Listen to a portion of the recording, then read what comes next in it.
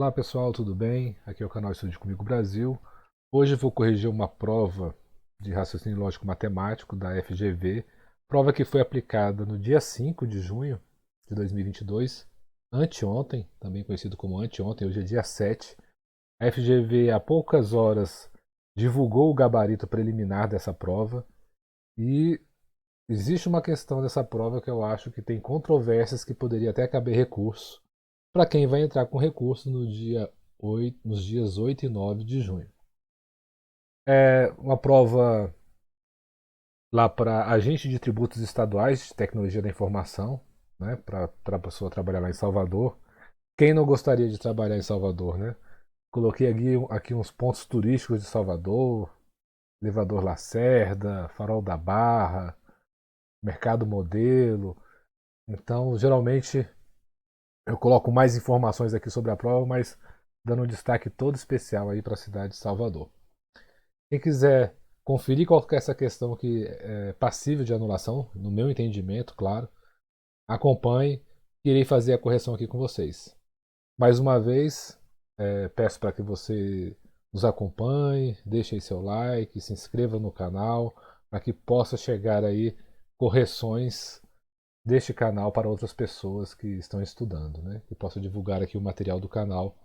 E uma forma de divulgar é justamente aí com a sua curtida e com a sua publicação, com a sua inscrição. Vou colocar a vinheta do canal e já voltamos aí com a correção da prova. Questão 64. Um quadrado foi cortado em quatro retângulos iguais como mostra a figura. A soma dos perímetros dos retângulos é maior que o perímetro do quadrado em 50%, 100%, 150%, 180% e 200%. O que ele está falando para a gente? Ele está falando de perímetro. Perímetro, então se a gente chega numa prova que vai cair geometria plana, a gente tem que saber o conceito de perímetro. Tem que saber o conceito de área. Tem que saber o conceito de volume. E mais do que isso, se for o conceito de área, você tem que saber como é que calcula a área de um retângulo, como é que calcula a área de um círculo e assim por diante. Mas no caso aqui está bem simples, é o perímetro. Ou seja, ele quer saber a soma dos lados desse objeto aqui, dessa figura plana. E também quer saber, agora foi dividido em quatro, a soma desses quatro perímetros aqui. A gente tem quatro perímetros: um, dois, três e quatro. A soma do perímetro de um quadrado, se a gente falar, por exemplo, que esse lado aqui é L, esse lado aqui também vai ser L. Esse A vai ser L, esse aqui vai ser L, porque todos os lados são iguais. Então, o perímetro do quadrado é igual a 4L. Simples. Independente do valor que a gente vai dar para o lado aqui do quadrado. Quando a gente dividiu esse quadrado em 4, a gente vai ter agora um, 2, 3, 4, 5, 6, 7, 8 L's. Tá vendo aqui? Porque a gente vamos pegar um perímetro só. A gente tem um L desse lado e o L desse. Então a gente tem dois L's, vou pegar só de um. E aqui, esse lado aqui, o que, que ele fez? Ele dividiu em quatro partes iguais. Então esse aqui é L sobre 4. Então 2 L's mais L sobre 4. Isso aqui é o perímetro de um retângulo só. Mas você pode somar visualmente aqui, ó. 1, 2, 3, 4, 5, 6, 7, 8. A gente vai ter 8 L's. E a gente tem que essa parte de cima aqui me dá 1, que era o que estava antes, um inteiro. E aqui embaixo tem mais um. Então a gente já sabe que vai dar mais 2 L's. Eu tenho 10 L's aqui. Ou poderia fazer isso daqui, ó, e multiplicar por 4. Isso aqui é o de um só. Tá? Mas não preciso fazer esse aqui. Esse aqui de um só, na verdade, aqui ainda tem vezes 2, né? Porque é vezes 2. É um em cima e um embaixo. L sobre 4, L sobre 4. Então, cada um eu tenho L sobre 2 dividido por 4, mais 2 L's. Esse aqui é o de um retângulo. Multiplicado por 4, vai chegar na mesma resposta. 10 L's. Então, de quanto que você aumenta de 4L para 10 L's? Você faz uma regra de 3 bem facinha. Você fala assim, ó, 4 corresponde ao 100%, assim como 10 corresponde a x. Pronto. Você vai ter que 4x é igual a 1000%. 1000 sobre 100. Vou deixar aqui já 1000%. X é igual a 250%. Bem simples. Não tem mistério aqui para você chegar nessa resposta. 250%. O peguinha que tem aqui, e não chega nem a ser um peguinha, é porque assim, a resposta foi que pulou de 100% para 250%. Você poderia chegar aqui e marcar 250%. Mas a FGV foi boazinha, ela nem colocou a letra aqui, ó. Não existe, né? Mas vou colocar aqui uma opção chamada 250% para alguém que se distraísse e marcasse errado. Ela colocou só a opção 50, 100, 150. Então daqui você consegue deduzir que aumentou enquanto você estava em 100, aumentou para 250%, ou seja, 250 menos 100, que é igual a 150%. Então, essa questão foi bem simples, né? Não envolveu nenhum conceito muito difícil de geometria plana. Você precisa realmente só ter atenção nos cálculos, que você pode fazer visualmente, ou então fazendo cada retângulo e depois multiplicando por 4. E é bem simples de achar esse valor. Se fosse eleger uma questão de presente para a prova, assim, de nível superior, essa seria a questão que eu marcaria como presente. Tá? Eu sempre coloco aqui uma questão para ser o presente da prova. Essa aqui seria a questão presente da FGV para vocês. 65. Considere a informação: à noite, todos os gatos são pretos. Se essa frase é falsa, é correto concluir que... Bom, primeira coisa que você tem que identificar nessa questão: do que se trata essa proposição? À noite, todos os gatos são pretos. Isso quer dizer o seguinte: se for noite, todos os gatos são pretos. Então, esse aqui é uma proposição do tipo se A é uma condicional, então B. Cobrimos a primeira parte. E aí, ele está falando que essa frase toda é falsa. Isso aqui tudo é falso. E aí vem para o segundo detalhe da questão. Já fiz várias questões aqui. Sempre falo o quanto é importante você saber o famoso Vera Fischer. Ou seja, numa proposição do tipo se A então B, a única opção que é falsa é a Vera Fischer. Se o primeiro lado for verdadeiro e o segundo lado for falso. Aí essa proposição toda aqui vai me dar falso. Então nós temos aqui o que ele está pedindo? Vera Fischer. Ele quer uma proposição que a primeira parte seja verdadeira e a segunda seja falsa. Primeira parte verdadeira é noite. À noite, todos os gatos são pardos. Então, se ele colocar qualquer coisa, à noite, de noite, durante a noite, qualquer coisa que ele colocar aqui, começar a frase com noite, beleza. Essa parte aqui está verdadeira. Agora, essa outra parte aqui, ó, todos os gatos são pretos. Essa parte vai ser falsa, para me dar o famoso Vera Fischer.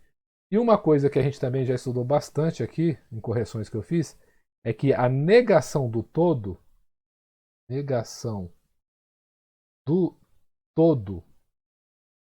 é alguém furar a regra. Algum, não é nenhum, é algum, alguma coisa ali está errada. Então, a negação de todos os gatos são pretos é se eu tiver um gato que não seja preto.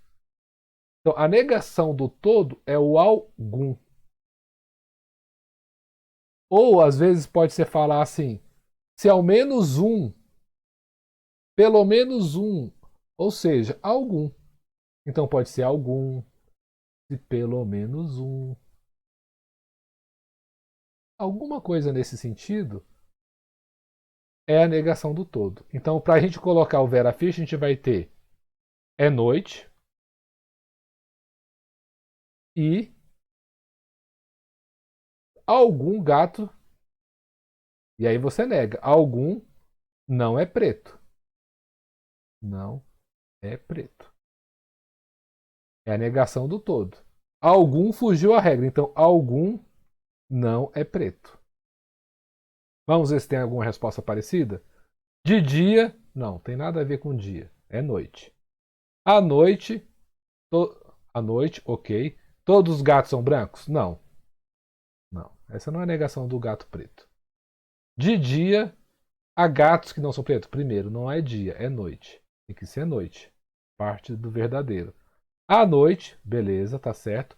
Pelo menos, ok, um gato que não é preto. À noite, há pelo menos um gato que não é preto. É isso aqui. Algum gato não é preto. Algum gato, né? Faltou escrever gato aqui. Mas é parecido, pode ser algum, se pelo menos um. Alguma coisa nesse sentido. Então, a resposta correta aqui, letra D. À noite, nenhum gato é preto? Então, quem não conhece acha que a negação do todo é nenhum, pode ter marcado essa questão aqui e ter errado. Porque a negação do todo não é nenhum. Resposta correta, letra D. Também questão que não é tão complexa. Você teria que conhecer só um pouquinho do duas partes aí do raciocínio lógico. Essa regra da proposição, Vera Fischer, e também a questão da negativa do todo. Vamos para a próxima questão número 66. Questão 66. Considere as duas listas de números a seguir. Lista 1. 1, 2, 3, 4, 5, 6, 7, 8, 9, 10, 11. Lista 2. 5, 6, 7, 8, 9, 10, 11, 12, 13, 14, 15. Sejam D1 e D2 os desvios padrão das listas 1 e 2, respectivamente. É correto concluir que... Bom, gente, essa questão daria para matar pela teoria. Tá? Se você entender direitinho o que é desvio padrão, ou seja, é o quanto que os números, a distribuição daqueles números se distanciam da média, você conseguiria matar essa questão. Porque é isso que diz a fórmula do desvio padrão. Olhando aqui, você vê que a lista de cima, esse número aqui está distante desse aqui 1 apenas. Esse aqui está distante desse aqui 1. Esse aqui está 1, distante 1. E esse daqui também a gente tem a distância de 1, de 1, de 1. Ou seja, essa lista ela está distante da mesma forma que a lista de cima. A segunda coisa que a gente tem que verificar é se tem a mesma quantidade de itens. Aqui tem 11 itens e embaixo também tem 11 itens. Então, fica evidente pelo conceito de desvio padrão, que é o quanto que aqueles números estão dispersos da média, e você achando uma média de um número que começou com 1, até o último número que também foi distante de 1 em 1, com a mesma quantidade de números, fica evidente que o desvio padrão aqui vai ser o mesmo. Tá? Mas vocês não precisam acreditar aqui no que eu estou falando, e vocês também podem chegar lá e não ter. Na hora da prova a gente não tem essa percepção e fica meio com receio. O que a gente faz? A gente calcula. Então, como é que é o cálculo do desvio padrão? Primeira coisa, a gente tem que calcular a média. A média dos números de cima e as médias dos números de baixo. Então a gente tem que pegar 1, 11, 2, 10. Reparem que aqui, ó, vou calcular a média. Eu vou somar todos os números. Isso aqui é uma PA. O que é a PA? A gente soma os extremos. Ó, 1 com 11 dá 12. 2 com 10 também dá 12. 3 com 9 dá 12. 4 com 8 dá 12. 5 com 7 dá 12. Então, de 2 em 2, os números estão dando sempre 12. Dividido por 2 está me dando média 6. E o número que está no meio é justamente o 6. Então, se eu adicionar ele nesse conjunto, não vai influenciar em nada. Esse aqui número é a média. Olha só. Vocês podem somar todos esses números aqui, vai dar 66 dividido por 11 e vai dar igual a 6. Essa é a média da primeira lista. A outra lista acontece a mesma coisa. Ó. 5 com 15 dá 20, 6 com 14 dá 20, 7 com 13 dá 20 e o número que vai ficar no meio, 10, que é justamente a média desse grupo aqui. Vai ter o valor de 110 dividido por 11 que vai dar 10. Então, tanto na lista de, a gente achou a média de um e de outro. E aí o desvio padrão, o que você faz? Você pega o primeiro elemento, eu peguei o 1. e subtraio da média. Menos a média, que é quanto na primeira lista? Menos 6. Isso aqui, e vai elevar ao quadrado para me dar um número positivo. Porque 1 menos 6 não vai me dar menos 5. Você eleva ao quadrado justamente para você ter um número positivo. Quando eles inventaram a fórmula, foi pensando nisso. O 5, e na lista de baixo, o que eu vou ter? Eu vou ter o 5 menos o 10. E vou elevar ao quadrado. Qual que é o valor que vai dar em cima? 5 ao quadrado. Qual é o valor que vai dar embaixo? 5 ao quadrado. Tá vendo como é que está caminhando para dar tudo igual? Porque na hora que eu pegar o 2, eu vou ter 2 menos 6. E vou somar depois tudo no final. E embaixo, 10 menos 6. 6 menos 10. Que vai dar o quê? 4 ao quadrado e 4 ao quadrado embaixo. E assim, a gente vai seguir da mesma forma até o final, fazendo o cálculo do desvio padrão. Então, o somatório em cima vai dar exatamente igual ao somatório embaixo. E no final, como é que você calcula o desvio padrão? Você divide por 11. Divide por 11. Você vai pegar a soma de tudo e vai dividir por 11. E vai dar exatamente a mesma resposta. Quando eu chegar no elemento do meio aqui, ó, eu vou pegar o 6. Aqui eu vou fazer ainda o do 1, do 2, do 3, do 4. Quando eu chegar no elemento 6, que é a média, eu vou ter 6 menos 6 elevado ao quadrado, que é 0 ao quadrado. E aqui eu vou chegar no elemento do meio, vai me dar 10 menos 10 elevado ao quadrado. Vai estar tudo exatamente igual. Tá certo? Bom, se vocês ainda têm alguma dúvida, desculpem. Vamos lá, eu vou colocar aqui na fórmula na tela do desvio padrão. Essa do cantinho aqui superior direito lá. Somatório de um menos outro elevado ao quadrado sobre n. Aqui tem a fórmula também da variância, do desvio médio. Então a gente tem aqui do desvio padrão. Tá bom? Esse aqui é o desvio médio absoluto. Já usei aqui essa imagem aqui em outras questões que eu corrigi aqui no canal. Beleza. Então a gente tem que vai achar o mesmo valor em cima e o mesmo valor embaixo. Ou seja, o desvio é igual.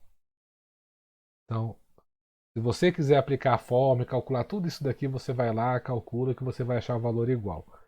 Eu provei aqui que isso vai, tanto na lista de cima como na lista de baixo, você vai achando os mesmos valores em cada termo.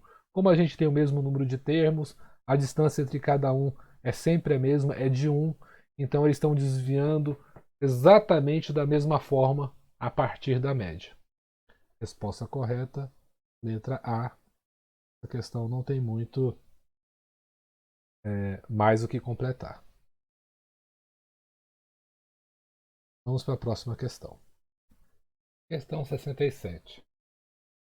Eu acho que talvez essa questão seja mais chatinha de se fazer da prova. Considere o conjunto de números naturais C igual a 1, 2, 3 reticências até n, onde n é maior do que 6. O conjunto A é formado pelos elementos de C que são múltiplos de 2. O conjunto B é formado pelos elementos de C que são múltiplos de 3. Sabe-se que o número de elementos de C que não está nem em A nem em B é o dobro do número de elementos de C, que está simultaneamente em A e em B. O menor valor possível de n é... Bom, o mais complexo dessa questão aqui é justamente você entender o tanto de coisa que ele falou aqui, né? O que ele pediu. Mas resumindo, ele fala que a gente vai ter um conjunto C, que ele vai de 1, 2, 3, 4, 5, 6, 7, 8, 9, 10, 11, 12, 13, 14.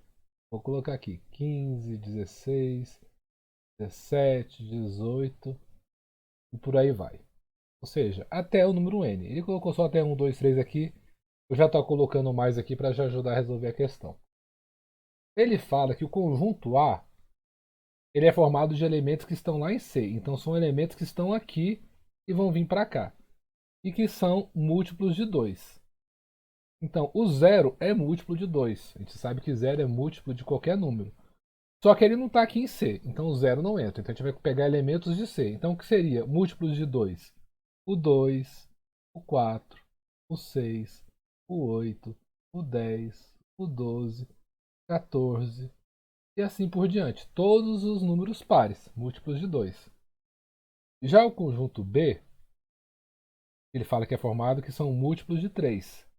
Então a gente tem o 3, o 6, 9, 12, 15, 18, 21, 24 e assim vai. Bom, agora vem o enunciado da questão. Ele sabe-se que o número de elementos de C que não está nem em A nem em B, então elementos que estão em C, mas que não estão nem em A nem em B, é o dobro de elementos de C que está simultaneamente em A e em B. Então são duas coisas. O que são elementos que não estão nem em A nem em B? Vamos marcar eles aqui, ó. Não estão nem em A nem em B. Os que estão em A são os pares, todos os números pares estão em A, e que estão em B são 3, 6, 9, são os múltiplos de 3. Então, o que não está nem em A nem em B? O 1 não está. Por exemplo, aqui, ó, nesse conjunto que eu fiz aqui. O 2 é par, não entra. O 3 é múltiplo de 3, não entra. O 4 é par. O cinco não está nem em A nem em B. Então, esse aqui é um deles. O 6 ele está no conjunto B. O 7 também entra. Não está em nenhum dos dois conjuntos. O oito é par. Né? Então, todos os pares, nenhum vai fazer parte aqui de elementos que não está nem em A nem em B.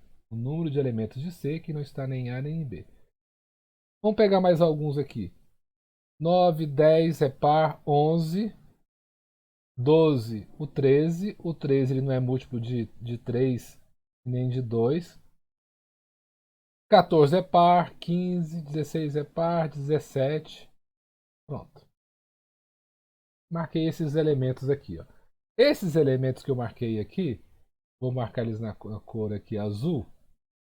1, o 5, o 7, o 11, o 13, o 17. Não está nem em A nem em B.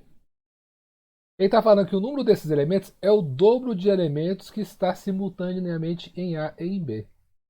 Quando você tem. Quais os números que estão simultaneamente tanto em A quanto em B? Um aqui é múltiplo de 2, outro é múltiplo de 3. A gente vai calcular o mínimo múltiplo comum e vai dar 6, todos que forem múltiplos de 6. Ou seja, o 6 está aqui, está aqui. Olha lá, o 6. O 12.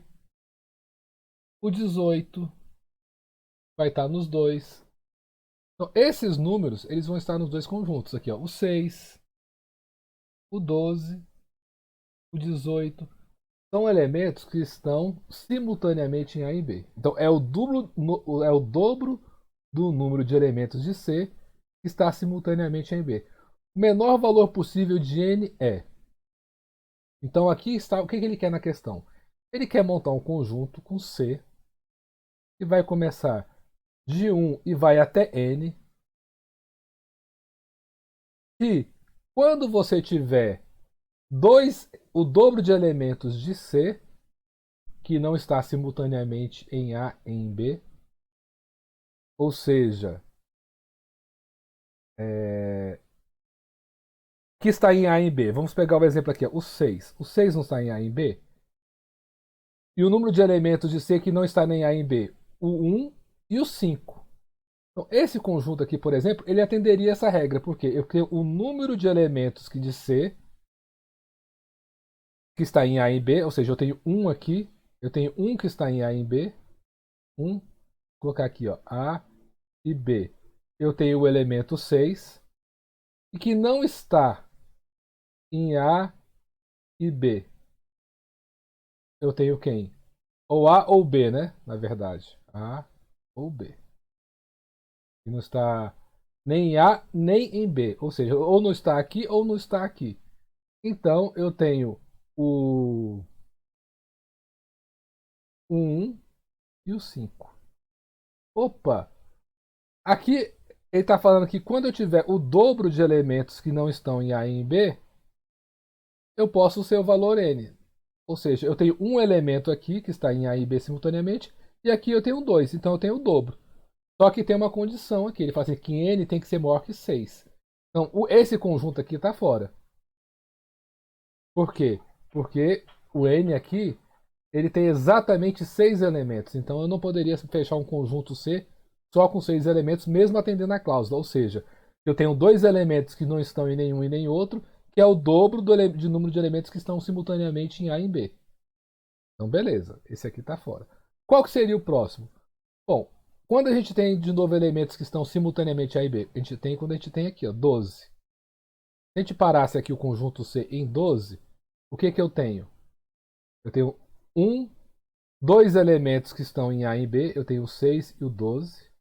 E quantos elementos eu tenho que não estão em A ou B, né? Que não são em nenhum e nenhum outro? Eu tenho o 5, o 7 e o 11. 5, 7, 11. Ou seja, aqui eu tenho 4 elementos e aqui eu tenho 2 elementos. 2 é dobro de 4? É. Então, 12, um conjunto C com 12 elementos, ó, C com 12 elementos, 1, 2, 3, 4, 5, 6, 7, 8, 9, 10, 11, 12. Eu tenho um número de elementos que não está nem em A nem em B. Eu tenho o 1, o 5, o 7 e o 11, que é o dobro de elementos que estão em A e em B. Eu tenho 6 e 12. Eu tenho dois elementos que estão em A e em B e tenho 4 elementos que não estão. Então atenderia a resposta. Então a resposta correta aqui, o menor valor possível de n é 12. Mas eu tenho essa resposta aqui? Não tenho. Então, no meu entendimento, essa questão aqui caberia recurso. Porque ele não está falando o menor valor possível dentre as alternativas aqui. Ele está falando que o menor valor possível de n, que seja maior do que 6, beleza, é um conjunto com maior que 6 elementos, aqui tem 12.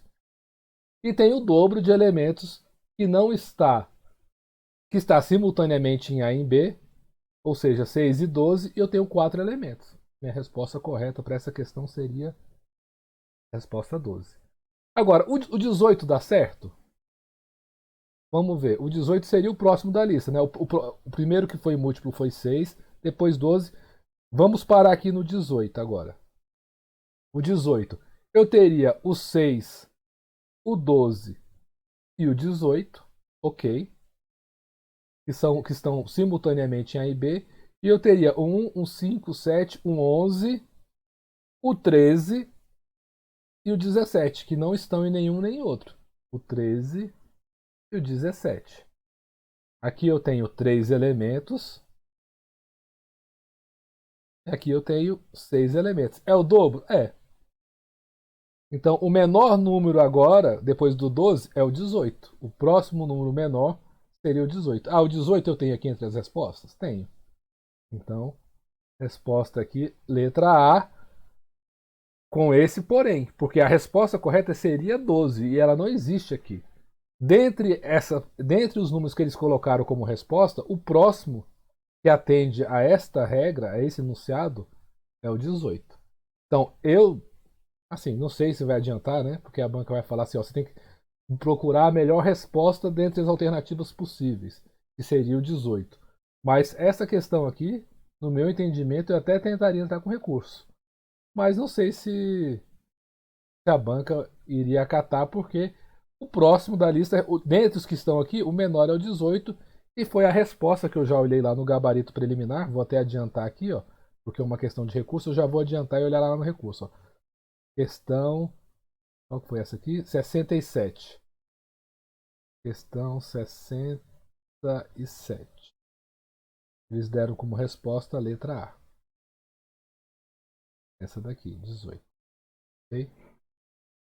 Mas fica aí uma possibilidade de que, no meu entendimento, teria recurso. Vamos para a questão número 68. Questão 68. Os números naturais foram escritos em uma tabela de 4 linhas, como na figura a seguir. E aí ele começou 1, 2, 3, 4, 5, 6, 7, 8, foi indo. As linhas são numeradas de baixo para cima, então é do jeitinho que está aqui, ó. Linha 1, linha 2, linha 3, linha 4. E o número da coluna está o número 2022. Não, e as colunas são numeradas da esquerda para a direita. Então aqui a gente tem coluna 1, coluna 2, coluna 3, coluna 4. Então de baixo para cima e da esquerda para a direita. E assim vai. Ele quer saber que o número 2022, que é o ano que a gente está atualmente, em qual coluna que ele vai parar e em qual linha que ele vai parar. Basicamente é isso. Então, primeiro, a gente tem que pegar o número 2022 e dividir por 4 para saber quantas colunas dessa daqui a gente vai ter, quantas colunas cheias a gente vai ter. Ok? Então eu vou pegar, por quê? Porque eu quero saber a quantidade de colunas que a gente vai ter nessa divisão. Então, 2022 dividido por 4 dá, pegar o 20, dividido por 4, dá 5, 5 vezes 4, 20 para 20, nada. Sobrou o 22.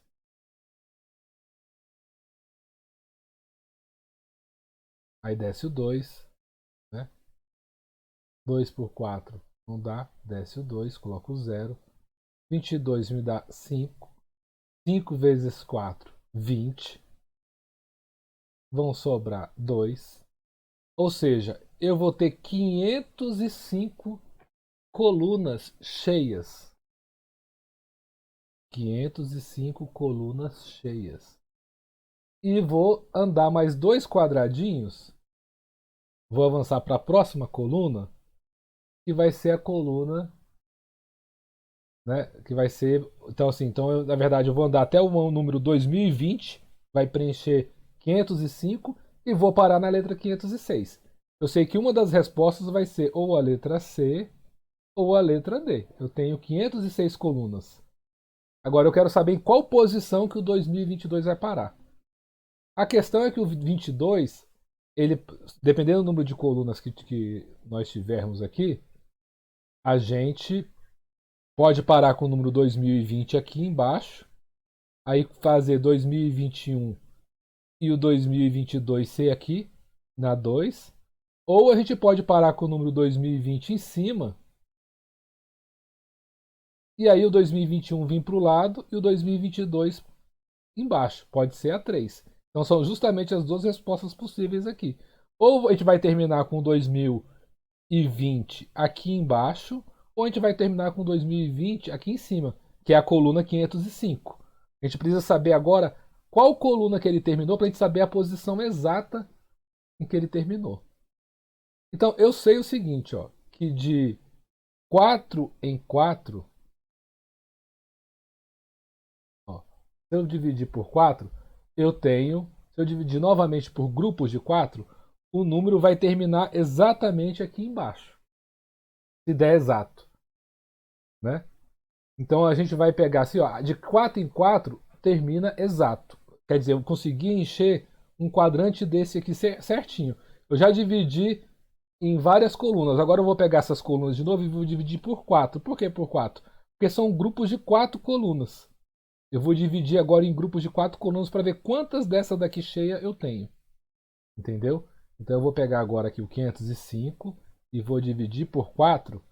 E eu vou achar agora aqui, ó. E 5 por 4 dá 1. 1 vezes 4 sobra 1. Baixo 10.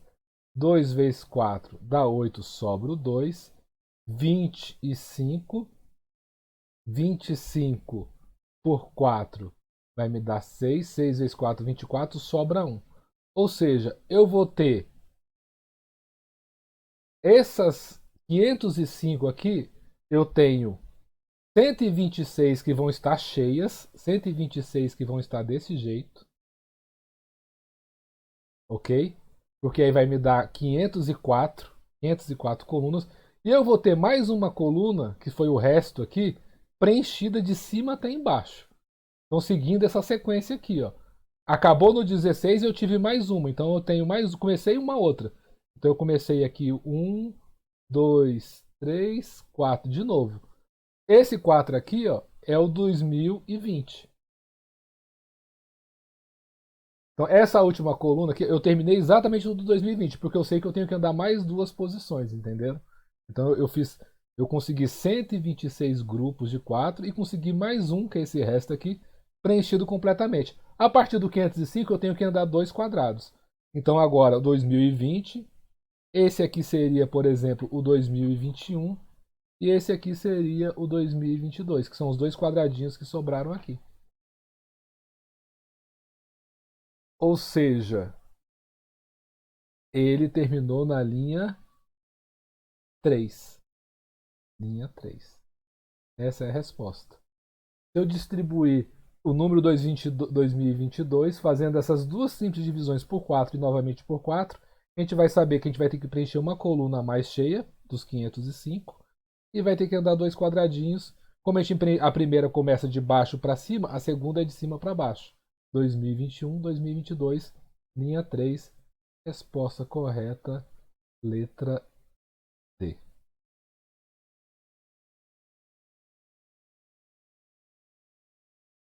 Questão número 69. Para a próxima questão. Questão 69. No interior do retângulo A, B, C e D da figura a seguir foi desenhada a letra V. Os segmentos FH e AE são paralelos. E os segmentos GH e DE são também paralelos. Então, ele fala que é paralelo é o FH com o AE. E ele fala também que esse daqui, o GH e o DE são paralelos. Okay?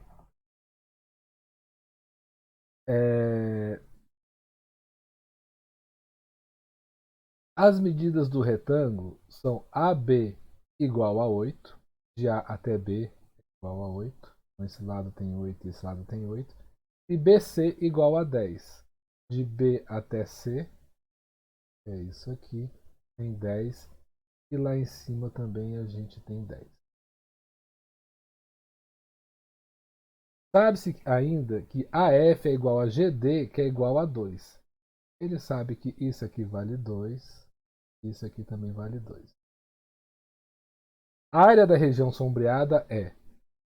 E aqui ele deu as possibilidades. Bom, essa questão é o seguinte. Você tem uma linha paralela e tem outra linha paralela.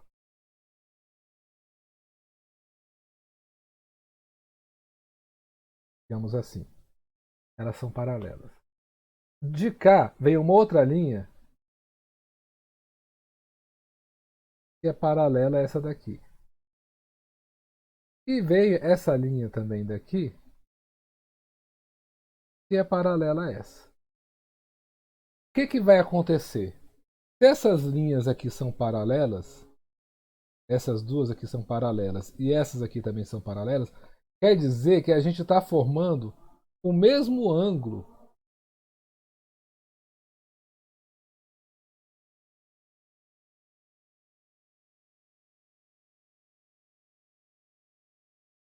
Se essas linhas são paralelas, quer dizer o quê? Que a gente está formando o mesmo ângulo aqui em cima e aqui embaixo, nessas linhas paralelas. Ou seja, esse ângulo aqui e esse ângulo aqui são, vai ser o mesmo ângulo que a gente formou aqui em cima. E elas saíram paralelas com a outra, essa é paralela com essa, então esse ângulo também é semelhante a esse, porque eles saíram, são de linhas paralelas com uma reta aqui. Então, se são linhas paralelas, esses ângulos aqui estão semelhantes, da mesma forma esse ângulo com esse. O que eu quero dizer é que o triângulo, esse triângulozinho de dentro aqui, baseado nessas linhas paralelas que ele falou, são semelhantes. Esse pintado de amarelo e esse que eu vou pintar de azul por cima de amarelo e o amarelo vai ficar verde, são semelhantes. A gente tem um triângulo grande por fora e um triângulo pequeno por dentro, mas que eles são semelhantes. E quando a gente tem triângulos semelhantes, a gente pode fazer algumas regrinhas de três. A gente pode fazer proporcionalidade. Por exemplo, eu posso dizer que essa base aqui está para essa base grandona, essa base toda aqui, assim como essa alturinha aqui está para essa alturona aqui. Mas para que eu vou fazer isso? Para que eu vou querer saber essa base e essa altura? Justamente para saber a área dos triângulos. Eu não estou querendo saber a área dos triângulos para poder saber essa parte que está rachurada. Então, por exemplo, o triângulo de fora, que eu vou colocar aqui, o triângulo grande, menos o triângulo pequeno. Se eu pegar a área desse triângulo aqui e tirar essa parte aqui, eu vou ter a área rachurada. É a resposta que eu quero. É o que ele está perguntando. Então, a área do triângulo grande menos a área do triângulo pequeno é exatamente o que ele está querendo na questão. Primeira coisa, a área do triângulo grande é base vezes altura sobre 2. Né? A área do triângulo. Vamos para a forma da área do triângulo. Base vezes altura sobre 2. Então, eu vou calcular a área do triângulo grande. Base vezes altura sobre 2. 8 vezes 10 dividido por 2. A área do triângulo grande é 40. Fizemos a primeira parte do problema, que é descobrir a área desse triângulo de fora aqui, que é esse daqui. Ó. Então, esse aqui ó, a gente já achou que vale 40. E qual que é a área do triângulo pequeno? Para eu saber a área do triângulo pequeno, eu tenho que saber essa base vezes essa altura pequena e dividir por 2. A base, a gente sabe o quê? Se esse lado todo aqui vale 10, 10, né? Se A até D é igual a 10, e se a gente tirar aqui, ó, menos AF e menos GD, eu vou ter FG. Então, se eu pegar 10 menos 2 menos 2, eu vou ter aqui o valor 6, que é justamente esse valor aqui, ó, valor 6, que é a área de F até G. Então, F até G é igual a 6. Bom, agora, vamos voltar à minha primeira historinha aqui da semelhança dos triângulos. O que eu posso fazer de regra de 3 aqui? Eu posso falar que o valor 6, que é a base do triângulo pequeno, eu acabei de te mostrar aqui para a gente que é 6, está para a base do triângulo grande, porque eles são semelhantes, está para 10, assim como a altura do triângulo pequeno, que eu não sei quanto é que é, está... Opa, está para 10 não, né? A altura é 8, desculpa, é 8. Os, a, a base 6. Ah, não, está para a largura 10. Não, aqui está certo. Oh, meu Deus. E a altura, que eu não sei quanto é que é, está para essa altura aqui, está para 8. Aqui que está a altura. Entenderam o que eu fiz aqui? Vamos apagar um pouquinho aqui, de novo, o desenho, dar uma limpada. O que eu estou fazendo agora? Eu estou falando, ó, essa base aqui está para essa daqui, assim como essa altura aqui, menor, está para essa alturona toda aqui. Então, 6, que é o pequenininho, está para 10, que é o grande. Assim como x, que é o pequenininho, a altura do pequenininho, está para a altura do grande, que é esse ponto aqui todo aqui, ó, DC, por exemplo, que é igual a 8.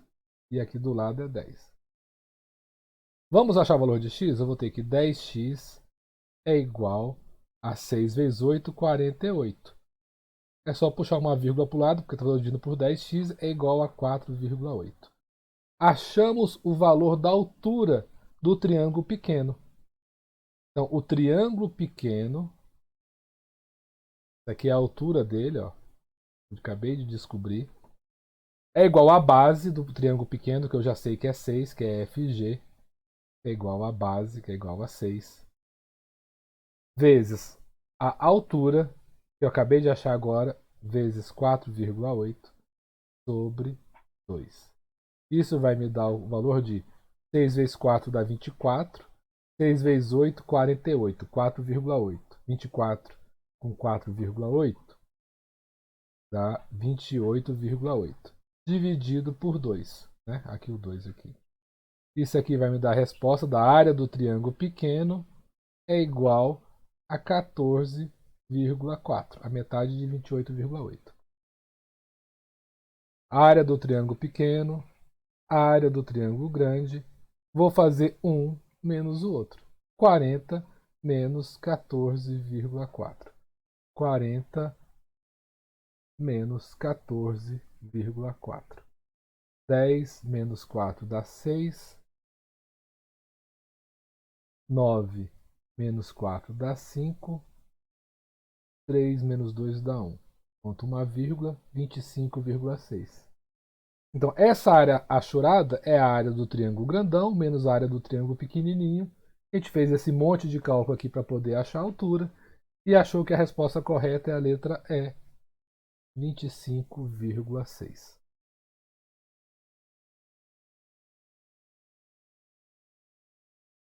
Questão 69 resolvida.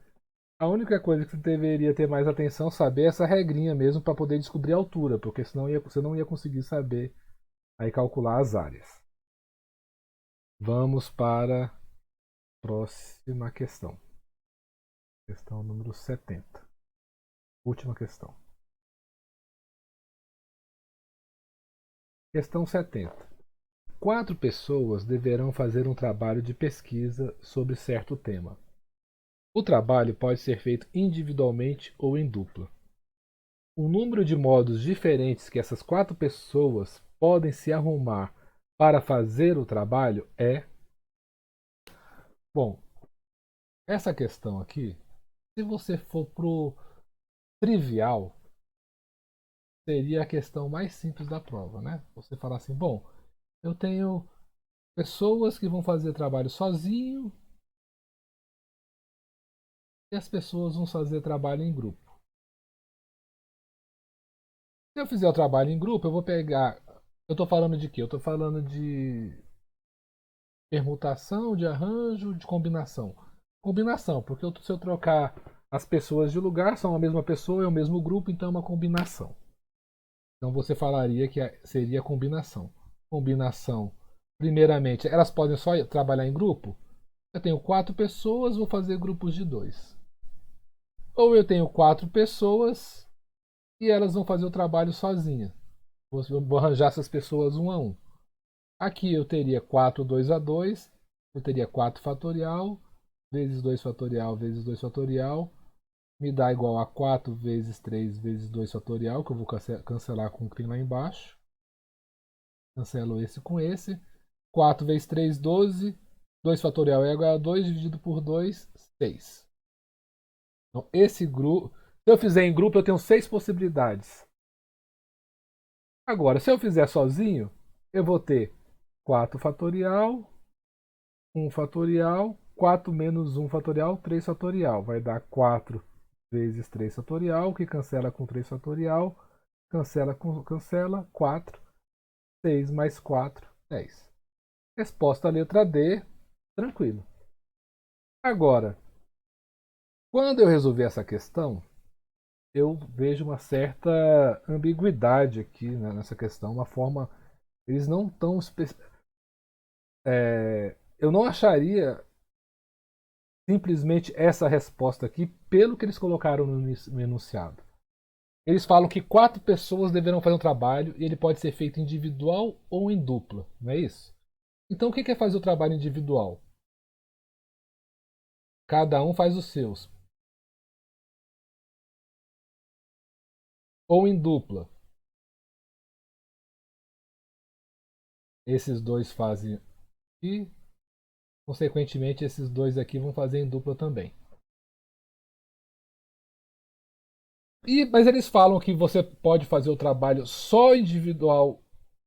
O trabalho individual. Eu não poderia ter a situação de esses dois aqui fazerem o trabalho individual. Ou seja, aqui todo mundo fez individual. Eu fiz individual, você fez individual, ele fez individual.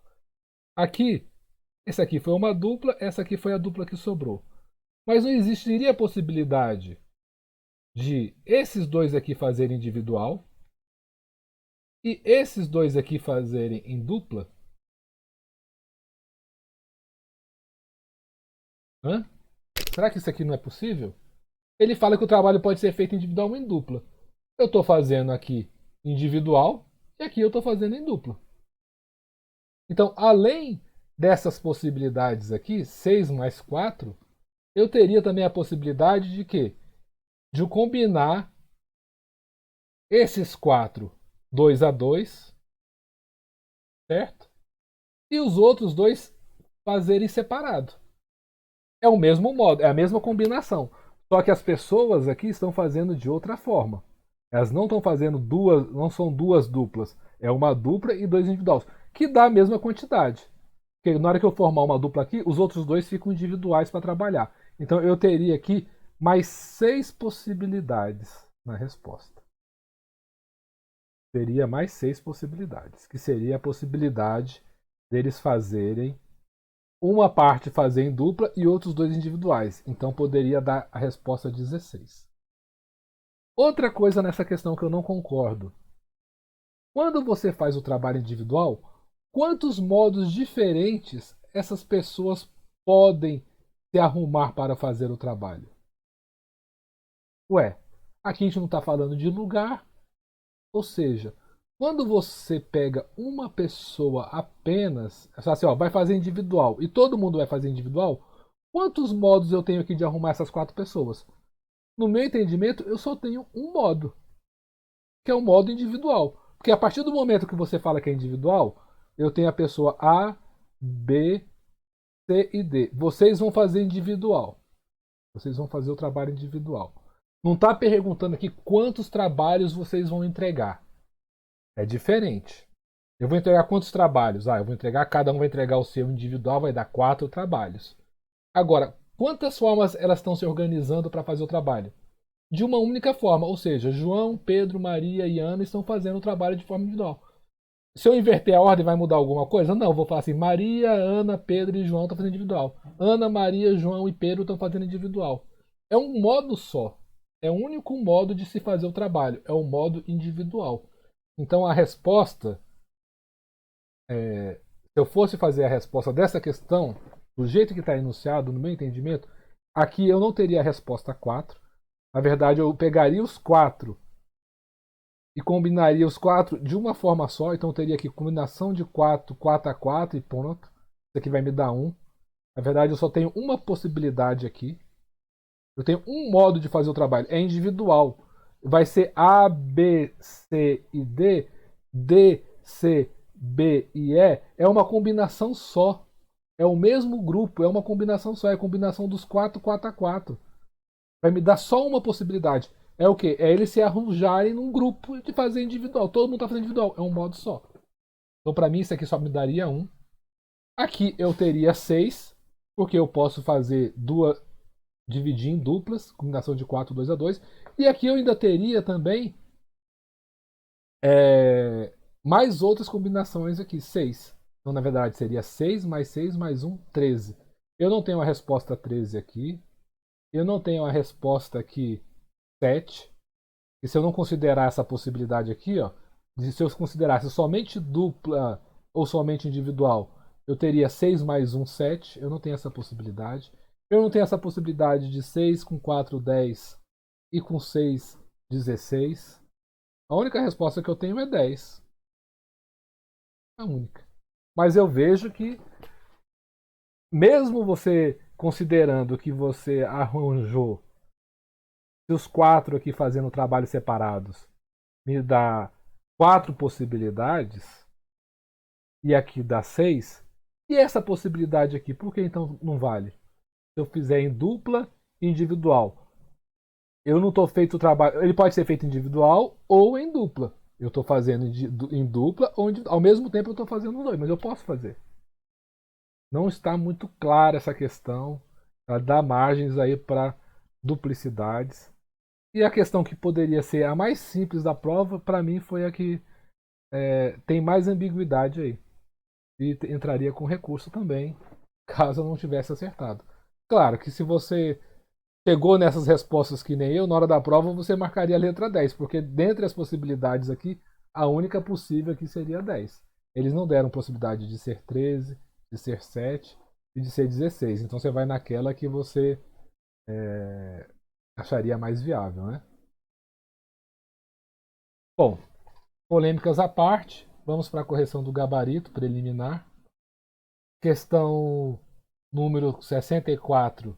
Deixa eu colocar aqui, questão 70, então, letra D. Se você gostou dessa correção, né? Se você nos acompanhou até aqui, está interessado em fazer algum recurso, fez a prova da Cepaz da Bahia, ou está vendo muito tempo depois aí, curta aí a correção se você gostou, né? A gente ainda nem tem o resultado definitivo desses possíveis recursos. Compartilhe com o maior número de pessoas aí que estão estudando para provas de concurso que caem principalmente raciocínio lógico, mas aqui no canal também a gente tem algumas correções de português, tem aulas de TI que eu fiz também, que é da minha área, mas principalmente a gente vem corrigindo muitas questões de raciocínio lógico.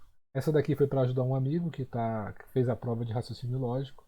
Ele errou algumas questões e numa dessas aí ele vai tentar entrar com recurso, ver o que dá. Um abraço então, vamos continuar aqui só para o gabarito preliminar para não esquecer.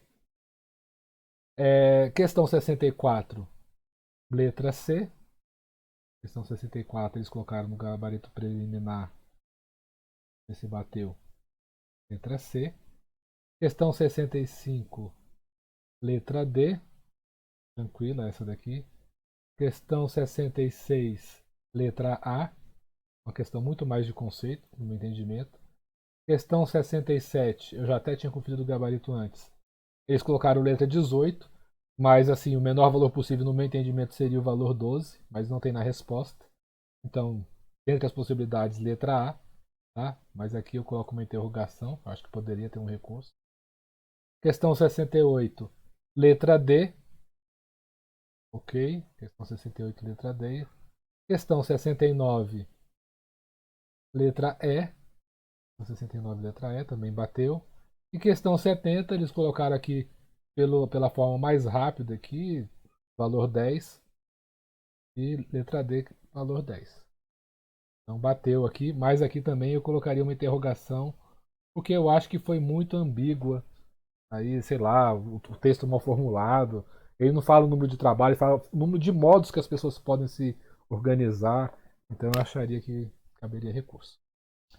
Eu desejo a todos aí que participaram do concurso sucesso aí e tenham alcançado aí a classificação para a correção das provas corretivas. Se eu não me engano, o número mínimo de pontos era 105 pontos para essa prova. Então, sucesso a todos. Bons estudos e até a próxima. Vou deixar a vinheta do canal e nos vemos aí numa próxima correção.